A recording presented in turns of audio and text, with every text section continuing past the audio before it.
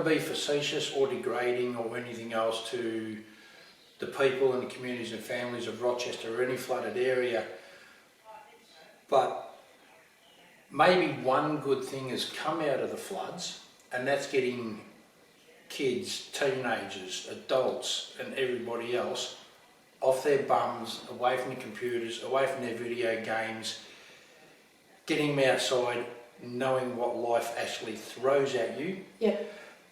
Learn from it, encourage each other, develop, and help build a better situation for upcoming things and devastations. I would hope so, but I don't think so. For the simple reason, the hierarchy, the people, the woke people that think they know everything, are trying to hide it from the children, are trying to... Like, I know some children that were too frightened to leave their mum or their dad to go on a bus to Bendigo to look at a movie and get on a bus and come home again. Some children, it was so traumatic for them that all they did was wanted to hide. Because if I get on a bus, Mum, and the flood comes again, it'll wash you away and I won't have you anymore. People don't ask children or sit and talk to kids and find out what they want and what they can do and what they should do to help them. They just go, oh no, this will be good for them, send them to see a movie.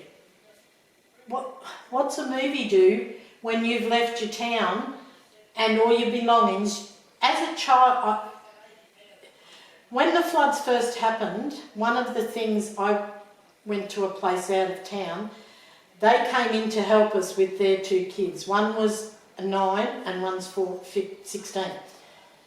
The 9-year-old just kept going, oh, look, all those toys. Oh, look, all that furniture. Oh, there's a little cot out there. Oh my God, look at the pram as we're driving.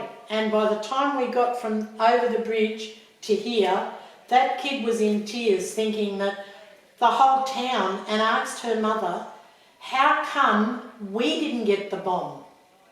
How come it was this town that only got the bomb? Because it looked like as if a bomb had hit it. There was furniture, toys, you name it, on every nature strip. There wasn't one nature strip that wasn't covered in furniture, beds, bedding, blankets, mattresses, you name it, clothes, everything. And for little kids, it's like, it must have been a bomb, it couldn't have been a flood. Floods don't do this. How? Because they're not taught. This is what will happen if a flood hits. Oh no, don't put them through stress. Don't tell them that. Let them go through it, and then that traumatises them, and then we can fix it up later.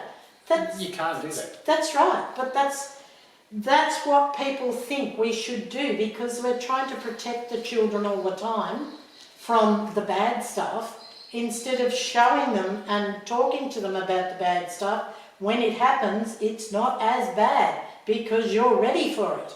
The hardest thing for Alan and I to accept was the fact that we weren't ready for this. We weren't told this. Everything's a secret now in Australia. Like, you know, don't tell them this is happening, you know, keep that secret. Don't tell them that'll happen. And then when it happens, oh, we didn't know that it happened. Like, why weren't we told that, yes, it's going to be 100 times worse. Rochester is going to be wiped off the map. Can you tell me what's wrong with saying that? Because I don't want people to know. That's exactly right. And then when you don't move out, they go, well, you were told it was going to be bad. Well, somebody told me the heat was going to be bad too. But that doesn't stop my body from having a heat stroke. One thing about the way that you and Alan and other people in Rochester were told was more like a sarcastic, demeaning way, that's right. As if to say, we don't give a rat's backside about Yep, that's right. Yep, exactly. And it's not, don't get me wrong, it's not from the builders, it's not from the plasterers or anything. They come in and go, oh my God, you poor thing. Oh my God, this is terrible, that's terrible. We had a builder in here today going, oh, please put a circle around all those holes everywhere. We'll fix it. Don't worry about it. We'll fix it. You know, they're very helpful and very joking. You could, if I want to walk around here while they're working, they don't care. But you've said you want to do it, so do you know what I mean? They're all trying to help and that. But it's the people that you would think, like even the mayor. Where's the mayor? You don't see him. Why hasn't he come to a few houses and said, even more than a few, spend a week, 2 weeks, and go around to the people and say, look, sorry about this, we're trying our hardest. We can't say what we can or can't do, but we are trying.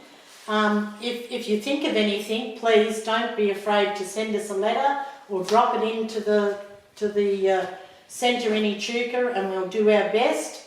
Things like that. You don't promise people the earth, but you do promise them some sort of we care.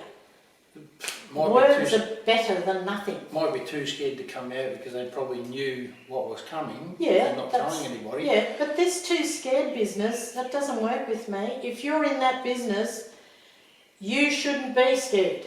You take the responsibility. You don't play football not to get a broken nose. Oh, definitely not. You walk out on that field and you expect the worst to happen to you. If you're the Well, mayor, if you're the mayor or the president, or councillor, you don't say I'm not coming because I'll get booed. you get booed or not, you've got to show your face and show your community that elected you into this position, that you care, that you support, and even if you just want to talk and have say what's on your mind. That's right. I'll listen to you and I'll do what I can to help. Yeah. Not this hide away behind closed doors. Yeah, and not, oh, well, I couldn't come because I was booed. Half the reason that you vote for somebody is their strength. One of their strengths are Hiding away. hiding away, but if I knew what I know now, I would be driving around with a big thing all over my car. Do not vote for Labor because they got no spine. My parents and probably your parents always said, you do something wrong, you face up to it. If you don't, you get your ass kicked when you get That's right, you face up to it. Also they would say, if you say you're going to do something, you do it. Well, Dan Andrews and Albanese said, vote for me, I will look after you. Vote for me, I will make Victoria and Australia a better country.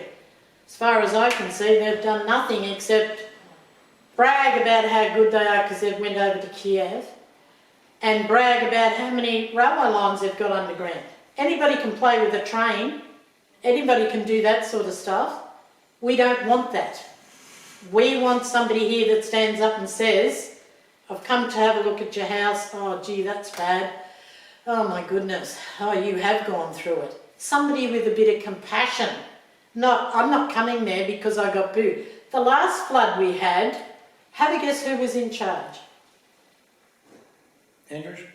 A Labor person who couldn't come here because she couldn't buy rubber boots. So she didn't come to Rochester. Sounds like Joan Kerner. No, it was, what was her name? The only female Premier of Australia, Prime Minister of Australia. Julia Gillard? Yeah, she couldn't come here because she couldn't buy any rubber boots. What's wrong with walking around in your normal shoes? Yeah, but not only that, it's the Prime Minister of Australia could not buy rubber boots. She flew over Rochester and landed in Echuca. She could not buy rubber boots. I don't know where she started off from, but they didn't have rubber boots. Where she landed, they didn't have rubber boots. Like, why did you even want to come here if you didn't have any rubber boots? To say she could wear rubber boots. Yeah. That is ridiculous. Why on earth would you go through that much rubbish and say such hurtful, ridiculous stuff as that? And as far as Daniel Andrews saying, I couldn't stay more than 5 minutes because I was getting booed and yanked at. That is his job. You don't say, oh, I was going to be a nurse, but I can't deliver that day. That was out there that we were living in and we were eating and whatever out in the carport. Right. When the insurance assessor came around, because they told us we either had to get out or we had to have a bigger van or they would pay for our accommodation. So because my husband didn't want to leave because of the vandals and all the schemes that are going on and that, we went and my daughter got on Facebook and we found this van and this lovely, lovely lady, and don't ask me where she's from or anything because I've forgotten already. Where's she from? And, you meanie, she gave us the van, but everything in it she gave us. So this is the area you've got to live in at the moment? Yes, and we're luckier than most because this is supposedly a bigger caravan because it has a movable lounge that goes out, which is out already. Is it a fully self-contained van? Yes, that's where our dogs are, in there.